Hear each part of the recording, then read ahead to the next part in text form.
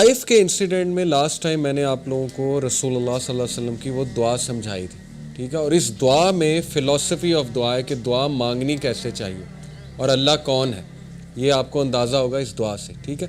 سیرہ کا ایک بہت بڑا فائدہ پڑھنے کا اور سمجھنے کا یہ ہوتا ہے کہ آپ کا زندگی کا فلسفہ کلیئر ہو جاتا ہے، آپ کو سمجھ آ جاتی ہے کہ زندگی میں نے کس کانسیپٹس کے ساتھ زندگی گزارنی، اور یہ بہت بڑی بات ہے، بہت بڑی بات ہے۔ دیکھیں، ایک اچھے ایجوکیشن سسٹم کا مقصد بھی یہ ہوتا ہے کہ ہمیں زندہ رہنے اور جینا سکھائے، یہ نہیں کہ بس ہمیں پیسے کمانا سکھائے، وہ تو ایک بہت ہی اس کا مائنر سا بینیفٹ ہے۔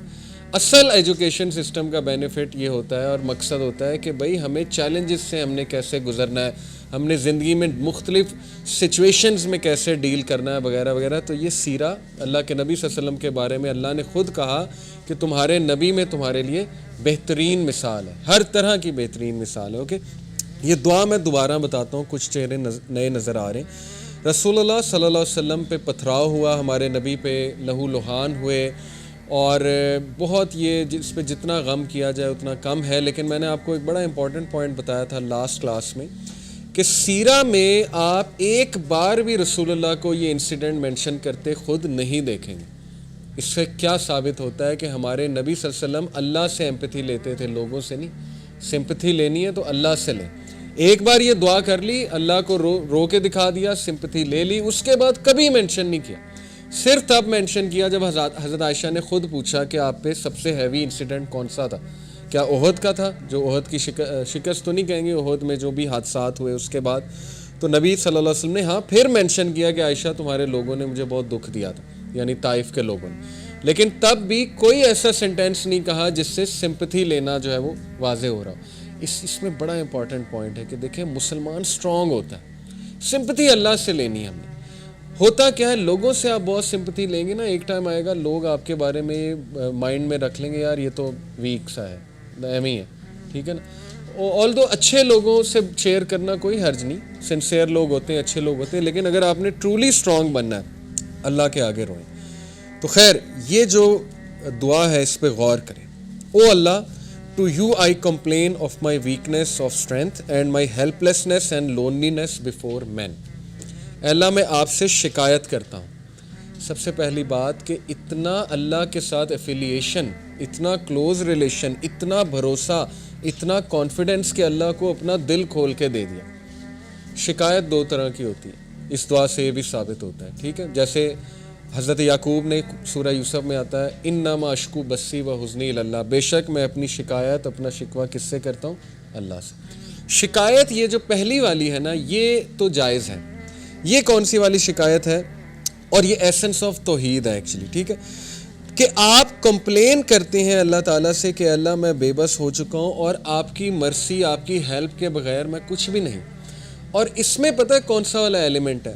اب دیکھیں رسول اللہ صلی اللہ علیہ وسلم کی ساری دعا جب میں آپ کو سناؤں گا اس کا کرکس یہ ہے کہ اللہ کے نبی صلی اللہ علیہ وسلم اس لیے نہیں رو رہے تھے کہ ان پہ بہت زیادہ وہ ہوا تھا ظلم، اصل میں وہ اس بات پہ رو رہے تھے، زیادہ پریشان تھے کہ اے اللہ کہیں آپ تو نہیں ناراض، کہیں یہ پنشمنٹ تو نہیں ہے کہ میرے ساتھ اتنا کچھ ہو گیا۔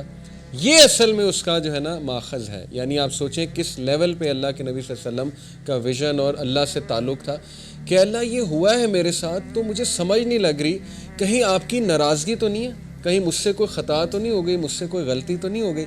اس طرح کی بات کرنا، ٹھیک ہے نا، اور اللہ کے سامنے دل کھول دینا، یہ تو ایسنس آف توحید ہے، اور اس طرح کی شکایت جو ہے وہ جائز ہے۔ اس کو شکایت کہہ لیں یا کہہ لیں کہ اپنا دل کھول کے بیان کرنا، ٹھیک ہے نا۔ دوسری شکایت جو ہے وہ ہے اللہ کی قدر اور اللہ کی ڈکری کو ریجیکٹ کر دینا، ایکسیپٹ نہ کرنا۔ اور زیادہ تر لوگ جو ہے وہ اس کا شکار ہو جاتے ہیں کہ جب ان کے ساتھ کوئی خدا نہ خواستہ، اللہ نہ کرے، کوئی ایسا حادثہ ہو جائے، کوئی ایسی چیز آ جائے جو انہوں نے ایکسپیکٹ بھی نہیں کی ہوئی تھی، تو وہ بجائے کہ اللہ کے آگے رونے کے یا اللہ سے مدد طلب کرنے کے، وہ فوراً یہ کہتے ہیں کہ یہ ہوا کیوں ان دا فرسٹ پلیس۔ اور وہ کہتے کہتے پھر اس لیول پہ پہنچ جاتے ہیں جو اللہ معاف کرے، ابلیس نے اللہ کو کہا تھا کہ اللہ تو نے مجھے گمراہ کیا۔ یہ ابلیس کے الفاظ ہیں قرآن میں کہ بے شک since you have led me astray, اس لیے اب میں ان ہیومن بینگز کو نہیں چھوڑوں گا۔ اس نے بلیم کس کو کیا؟ اللہ کو۔ تو خدا نہ خواستہ کہیں ہم اس شکوے کا شکار نہ ہو جائیں کہ ہم اللہ کو بلیم کرنے لگیں، نعوذ باللہ، کہ یہ اللہ کی وجہ، اللہ نے کیوں میرے ساتھ ایسے کیا، ٹھیک ہے نا.